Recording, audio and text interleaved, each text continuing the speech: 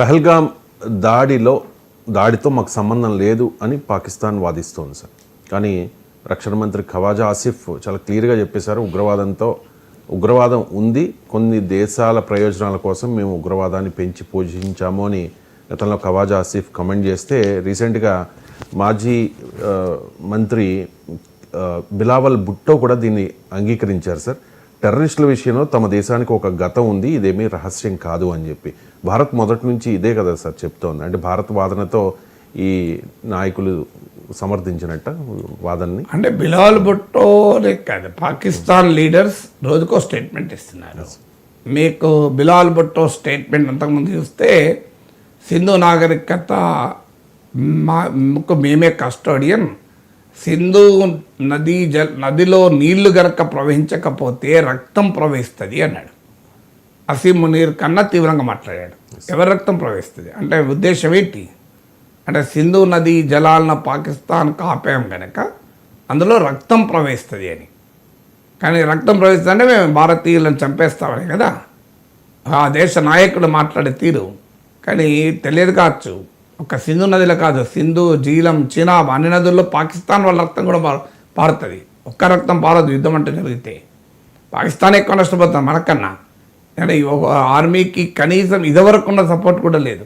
మీరు పాకిస్తాన్ వాళ్ళు సోషల్ మీడియాలో చేస్తున్న కామెంట్లు చూస్తే ఆర్మీ పైన కేవలం ఇమ్రాన్ ఖాన్ మద్దతుదారులే కాదు, అసలు సాధారణ పాకిస్తాన్ ప్రజలకే పాక్ ఆర్మీ పైన నమ్మకం పోయింది.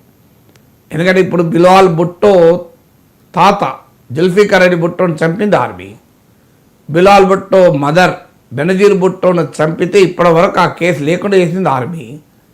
ఇప్పుడున్న ప్రైమ్ మినిస్టర్ షబాజ్ షరీఫ్ సోదరుడు నవాజ్ షరీఫ్ను పదవి నుంచి తొలగించి జైల్లో పెట్టింది ఆర్మీ.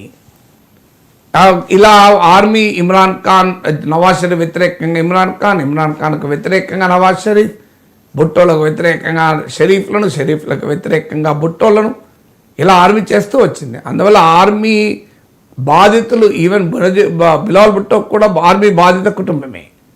మరి ఆర్మీ లాంగ్వేజ్ ఎందుకు మాట్లాడుతున్నట్టు? ఆర్మీ కరసన్నల్లో ఆర్మీ ప్రమోట్ చేస్తే బతకాలని కోరుకునే నాయకులు వీళ్ళంతా. సో అందువల్ల ఈ మాటలే కొత్త ఏమీ కాదు ఇండియాకు. సో మీకు ఇప్పుడు బిలావల్ భుట్టో ఏమంటాడు? నిజమే, గతంలో మేము తీవ్రవాదుల్ని ప్రోత్సహించింది, ప్రమోట్ చేసింది నిజమే, కానీ ఇప్పుడు మేము సంస్కరించుకున్నాం, అలాంటి తీవ్రవాద సంస్థల్ని మేము ఇప్పుడు ప్రోత్సహించడం లేదు అంటాడు. అంటే అట్లీస్ట్ గతాన్ని యాక్సెప్ట్ చేశారు, ప్రజెంట్ని యాక్సెప్ట్ చేస్తలేరు. 4 రోజుల తర్వాత దీన్ని కూడా యాక్సెప్ట్ చేస్తారు. డిఫెన్స్ మినిస్టర్ కూడా మేము 30 ఏళ్ళుగా ఈ డర్టీ వర్క్ అమెరికా కొరకు, వెస్ట్ కొరకు, యూకే కొరకు చేశాం. సోవియట్కు వ్యతిరేకంగా ఆఫ్ఘనిస్తాన్లో మేము అమెరికాతో కలిసి అమెరికా కోసం తీవ్రవాదుల్ని ప్రోత్సహించి ఉండకపోతే, తర్వాత 9/11 తర్వాత అమెరికాతో కలిసి మళ్ళీ ఆఫ్ఘనిస్తాన్పై దాడి చేయకపోతే మా క్రెడిబిలిటీ చాలా ఉండేది అని పాకిస్తాన్ డిఫెన్స్ మినిస్టర్ చెప్తున్నాడు. అంటే ఒకవైపు తమకు తీవ్రవాదానికి ఉన్న సంబంధాన్ని పాకిస్తాన్ నాయకులే పదే అంగీకరిస్తున్నాడు. డిఫెన్స్ మినిస్టర్ అంగీకరించారు, ఇప్పుడు బిలావల్ భుట్టో అంగీకరిస్తున్నారు.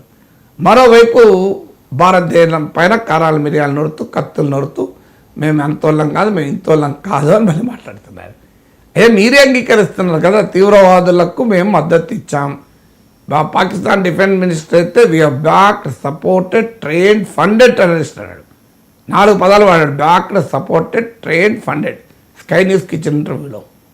సో ఇంత క్లియర్ స్కై న్యూస్ జర్నలిస్ట్ చాలా సూటిగా అడిగాడు, మీరు ఒప్పుకుంటారా తీవ్రవాద సంస్థలకు పాకిస్తాన్ మద్దతు ఇచ్చిన మాట నిజం కాదా అంటే నిజమే ఇచ్చాము. సో ఇప్పుడు వాదన ఏంటంటే కొత్తగా ప్రపంచం ముందు గతంలో ఇచ్చాయి, ఇప్పుడు ఇవ్వడం లేదు, గతంలో ఇచ్చాయి, ఇప్పుడు ఇవ్వడం లేదు. సో ఎవరైనా ఆరోగ్యం చెడిపోయింది అనుకోండి, లివర్ చెడిపోయింది అనుకోండి, ప్యాంక్రియాస్ చెడిపోయింది అనుకోండి, ఏమైనా మందలవాటు ఉందా నీకు అన్నాడు.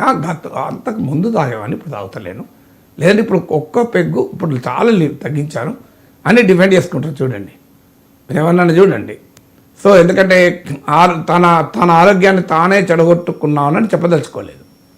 అందువల్ల ఆ సెన్స్ ఆఫ్ గిల్టీ నుంచి వచ్చే మాట ఏంటంటే, మీరు అనేది నిజమే, కానీ చాలా రోజులే ఆపేసి ఈ మధ్య తాగడం లేదు అంటాడు. ఏమైనా లంగ్ క్యాన్సర్ వచ్చి హాస్పిటల్లో ఉన్నప్పుడు మీరు చూస్తూనే పోయాను అనుకోండి, ఇదివరకు నేను డబ్బాలు తాగేవాడిని సిగరెట్లు, కానీ చాలా రోజులు ఏందండి మానేసి అంటాడు. కానీ నువ్వు 2 నెలల కింద మానేసినా అప్పటి ప్రాబ్లం రాదా? మీరు అదనంగా సిగరెట్ తాగితే నీకు లంగ్ క్యాన్సర్ వచ్చే అవకాశం ఉంటుంది. మందు డోసు పెరిగితే మీకు మద్యం ఎక్కువ తాగితే మీకు లివర్ సెరోసిస్, ప్యాంక్రియాటిస్ ఇలాంటివి వచ్చే అవకాశాలు ఉంటాయి. ఇప్పుడు పాకిస్తాన్ పరిస్థితి అదే. ఇప్పుడు తీవ్రవాద దాడులు జరిగిన కనుక మేము గతంలో చేసేవాళ్ళం, కానీ ఇప్పుడు ఆపేసాం.